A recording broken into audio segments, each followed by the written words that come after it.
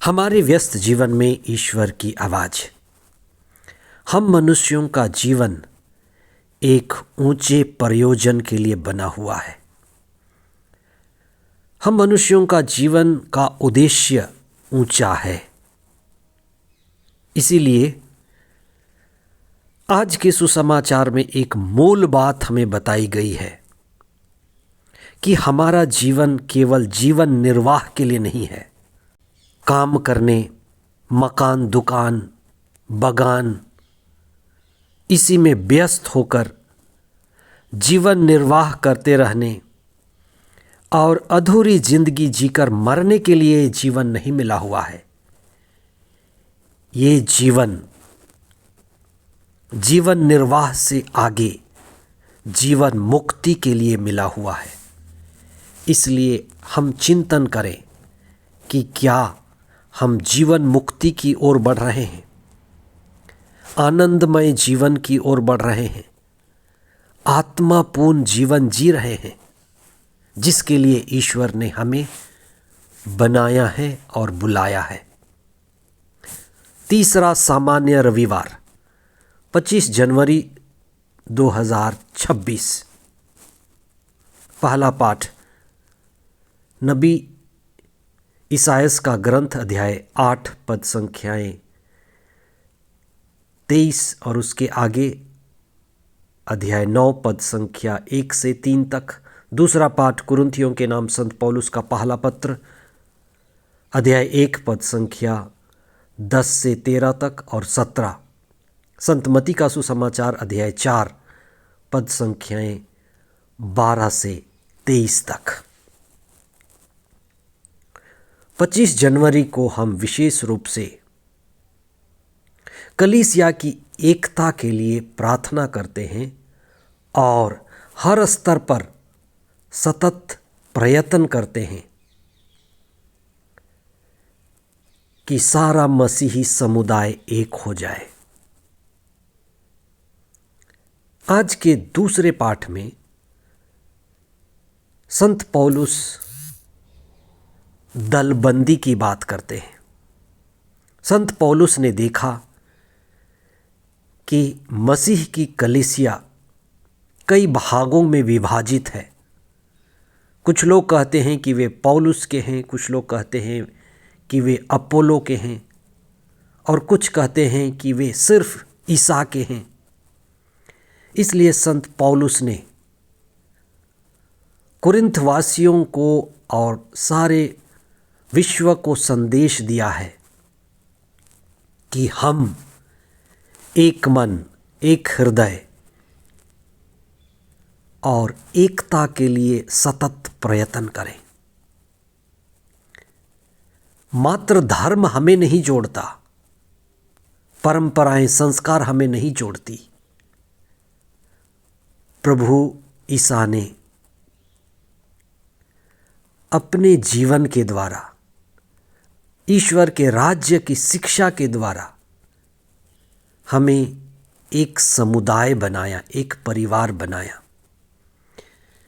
ईसा हमारे बीच ईश्वर का राज लेकर आए कि हम सभी ईश्वर जो राजा है उसके लोग हैं। और उन्होंने जो मार्ग दिखाया, क्रूस का मार्ग, मुक्ति का मार्ग, आत्मत्याग और आत्म बलिदान का मार्ग, अहंकार को तोड़ने का मार्ग, इसी से एकता संभव है। एकता किसी एक व्यक्ति के व्यक्तित्व पर निहित नहीं है, लेकिन एकता ईसा के क्रूस पर, त्याग और बलिदान पर निर्भर करती है। इसलिए हमें अपने अहंकार को मिटाने की ज़रूरत है। अलग अलग समुदाय, अलग अलग संप्रदाय, अलग अलग विभाजित समूह आत्मचिंतन करें। आज हम विशेष प्रार्थना करें कि अलग अलग समुदाय, संप्रदाय एक हो जाए। आज के पहले पाठ में नबी ईसायास ने विदेशी आक्रमणों से डरे जेबिलोन और नेफ्ताली प्रांत के लोग जो अंधकार में थे, अंधेरे, प्रकाश रहित स्थिति में डरे हुए,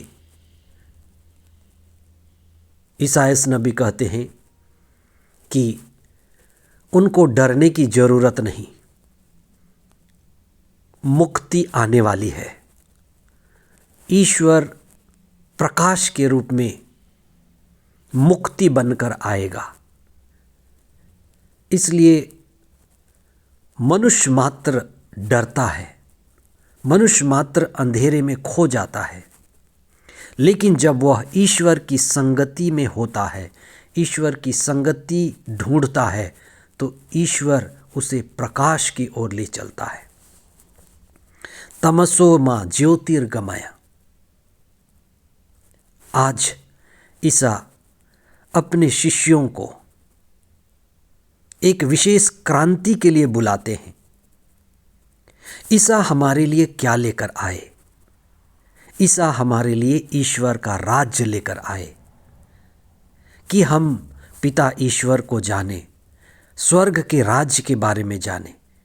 इसलिए ईसा ने हमें ईश्वर के राज्य में प्रवेश करने की शैली बताई।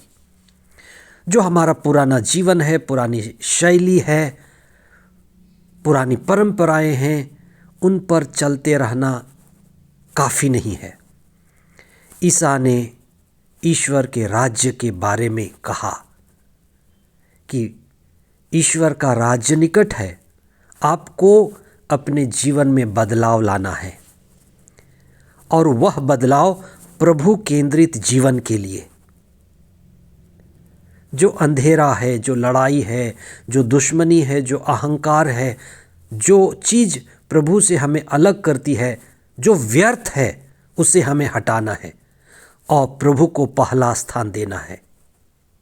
यही हमारे जीवन में बदलाव लाना है, एक क्रांति, कि हम ईश्वर के प्रतिरूप हैं, कि हमें ईश्वर का स्वभाव मिला है। इसलिए हम केवल जीवन निर्वाह के लिए ना जिएं, केवल घर बनाने, कमाने, पैसे इकट्ठे करने, बच्चे संतान उत्पन्न करने, ये मात्र हमारा जीवन नहीं है। हमारा जीवन मुक्ति के लिए है, इसलिए हम मुक्ति की ओर बढ़ें। हम अधूरी जिंदगी जी रहे हैं, इसलिए परेशान हैं, निराश हैं, हताश हैं। हम प्रभु केंद्रित जीवन जिए। इसलिए ईसा ने हमें मुक्ति का संदेश दिया। इसलिए हमें शास्त्र को पढ़ना है, समझना है, जो हमें जीवन निर्वाह से ऊपर उठाता है, कि हम चेतनापूर्ण जीवन जिए, आत्मापूर्ण जीवन जिए, शांतिपूर्ण जीवन जिए। जब एक बच्चा बड़ा खिलौना पाता है तो छोटे खिलौने को छोड़ देता है। इसलिए हमारा ये जीवन, हमारा ये शरीर, हमारा ये संसार और हमारे जो घर परिवार, मन, बुद्धि, ये हमारे संसाधन हैं। इसके द्वारा हमें अपने जीवन मुक्ति की खोज करनी है, ईश्वर की खोज करनी है, ईश्वर के राज्य की खोज करनी है, और वही सच्ची आध्यात्मिकता है। हम प्रभु की ओर नज़र लगाएं, ईसा की शिक्षा को पढ़ें, समझें और अपने परिवार और अपने समुदाय के मुक्ति के लिए कदम बढ़ाएं। आत्मचेतना, आत्मबोध, आत्म मुक्ति से हम दूसरों के लिए भी प्रेरणा के स्रोत बनते हैं। इसलिए हम जीवन निर्वाह से ऊपर उठकर मुक्ति की ओर, ईश्वरीय राज्य की ओर गति करें। आमीन।